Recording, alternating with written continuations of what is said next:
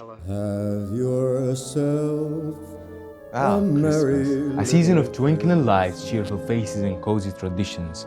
When cities transform into wonderlands.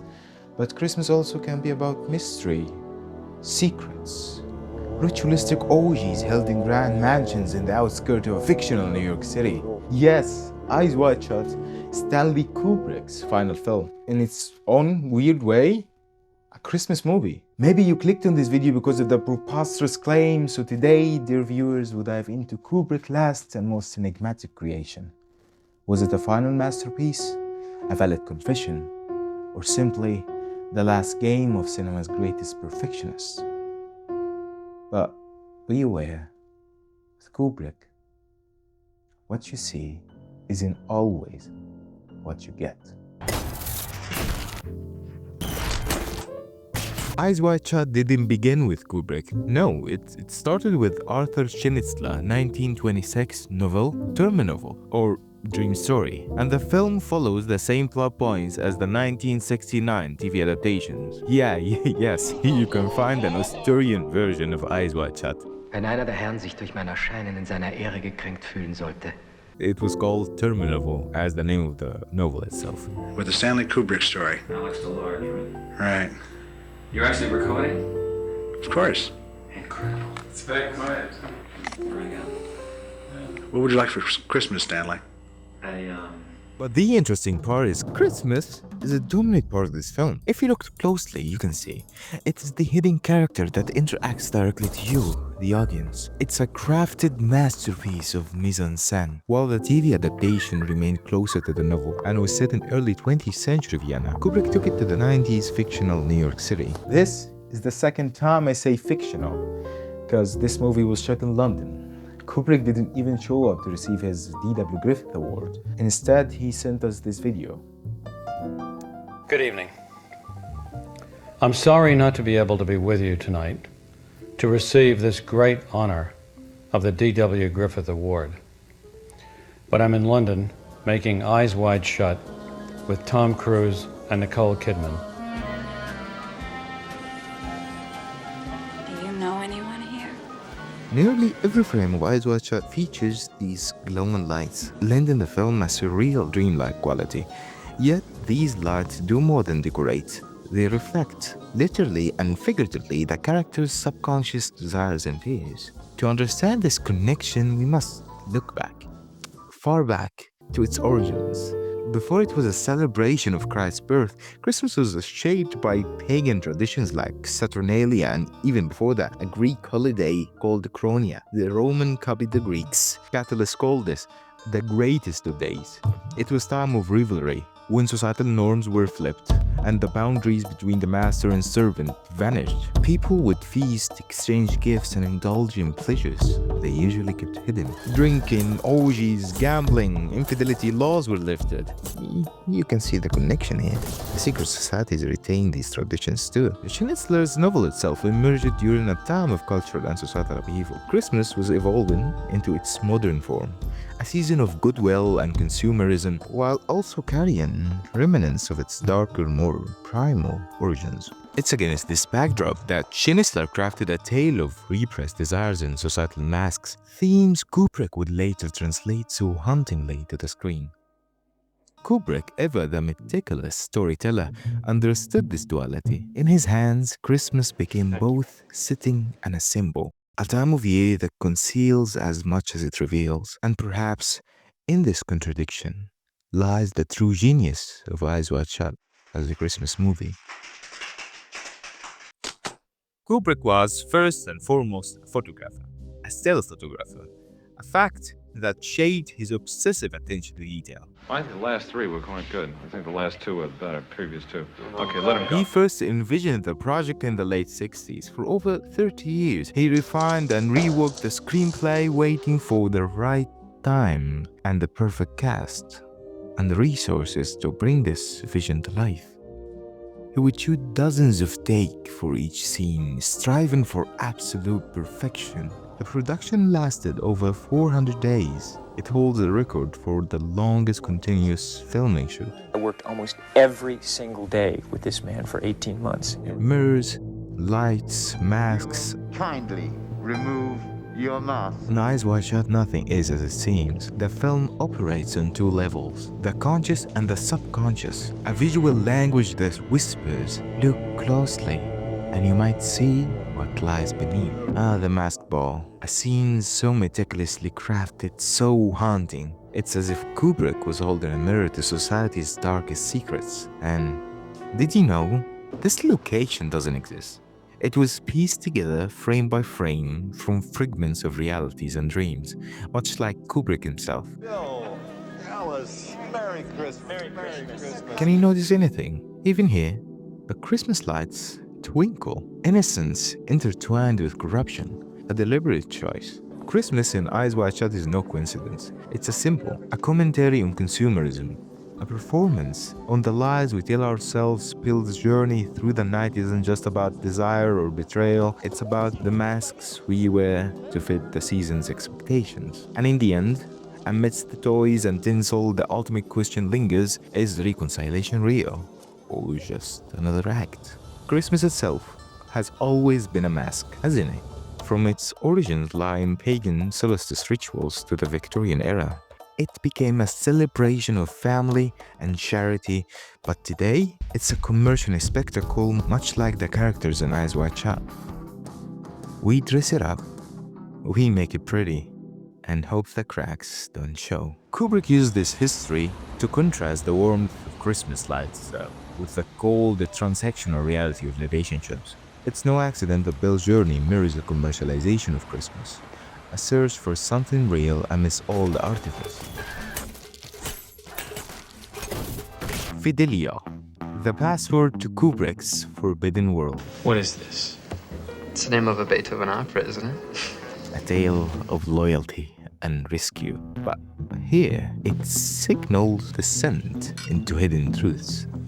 This duality encapsulates one of the film's central tensions, a clash between surface appearances and deeper truths. As Bill ventures deeper into the masked world, Fidelio becomes a symbol of both access and alienation, reflecting his own fragmented sense of loyalty and identity. This scene got amazing directing choices. Let's start from the beginning.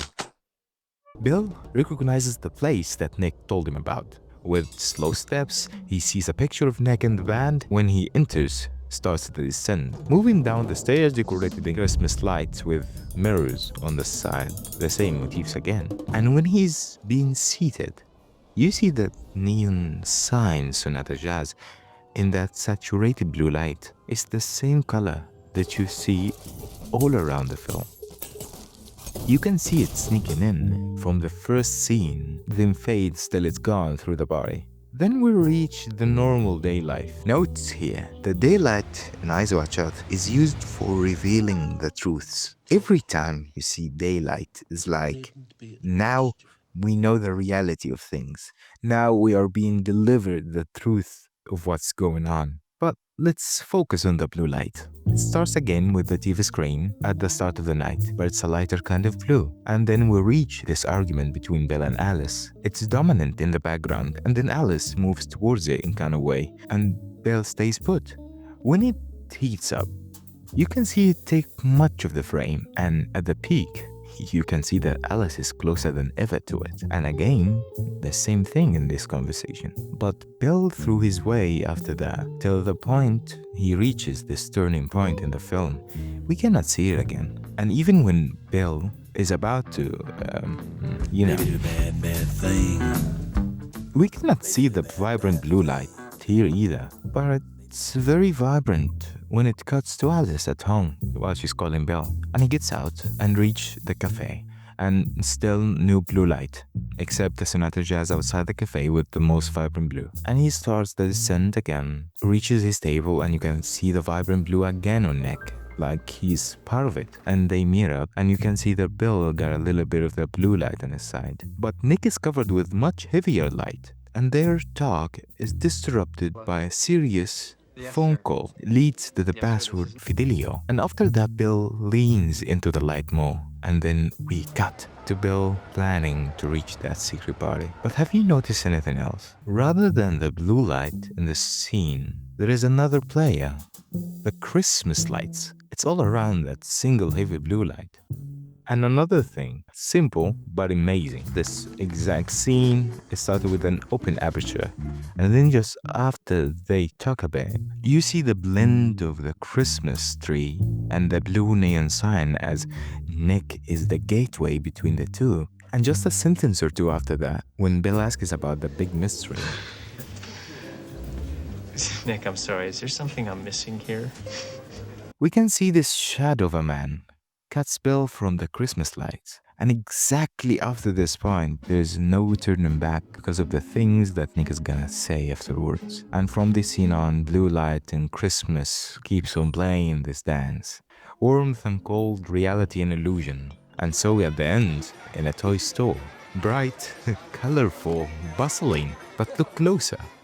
This is no random conclusion, it's a deliberate echo of where we began. The toy store mirrors the opening scene of the film, where Bill and Alice first presented the veneer of a perfect, privileged life. Here amidst shelves of toys and twinkling lights, they are back to performing the roles of doting parents. But now, we, the audience, are actually aware of the cracks beneath the surface. Their door picks out a toy, a subtle metaphor for the choices they've made.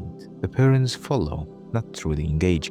Their minds heavy with the revelations of their journey. The setting seems to scream normality, yet it's permitted by the undercurrent of what has transpired. The circularity of the scene, ending in another stage, public moment, asks us to consider, have they truly reconciled? Or have they merely reset the mask? Is this return to normality a victory or a retreat? The brilliance of Kubrick's ending lies in this ambiguity. He leaves us with one last scene of performative stability, but his masterstroke is Alice's chillingly honest final line. The important thing is, we're awake now. And hopefully, for a long time to come. You might be wondering still, how can film about psychological torment and masked orgies and bending secrets be considered a Christmas movie? And if that's the case, so let's put it in simple words. Let's take a closer look at Christmas itself. Warmth, family, and tradition. Yes, there is a festive cheer, twinkling lights, and exchanging gifts, but beneath the surface, there's tension. A contrast between the perfect image we love to project and the messy reality lurking underneath. Isn't that what Eyes Wide Shut is all about? A world of masks and performances. Christmas is about performing happiness, about showing the world that you've got it all together, even when things are imperfect. And in many ways, Eyes Wide Shut is about peeling those masks and showing us what lies underneath. As Bell moves through his dreamlike world, he confronts his ego, selfish desires, eventually finding redemption, not in indulgence, but in reconnecting with his family. That's Kubrick's Christmas gift to us, a subversive holiday film that reminds us that the antidote to life's complexities isn't perfection, it's connection. What would you like for Christmas, Stanley? A fortune computer. Why do you want a fortune? Because it has the best chip architecture. A few days after showing the final cut of Eyes Wide Shut, Kubrick dies. Coincidence, fate, or something else? The man worked hard. I'd get faxes from him at 3 in the morning, and Christian was there, and he didn't discuss that, he didn't, it was sudden, it was shock, no one said, that was expected, especially after a couple of days after talking. Some say Kubrick revealed too much, delved too deeply into hidden truths. Others insist it's simply his style. But Stanley, oh Stanley, he wouldn't mind the speculations. Perhaps in the end, Kubrick left us with his greatest trick of all. Christmas movie that isn't about Christmas, but about what lies beneath the tinsel and cheer. About the masks we wear, the truths we fear, and the dreams we dare not speak aloud this holiday season. As you gather with your loved ones, exchanging gifts and sharing pleasantries, ask yourself, How much do you see with your eyes wide open? And how much do you keep with your eyes wide shut?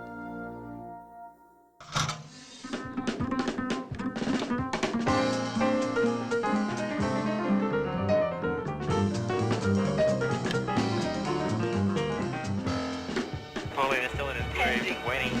Tell him to reduce the snow.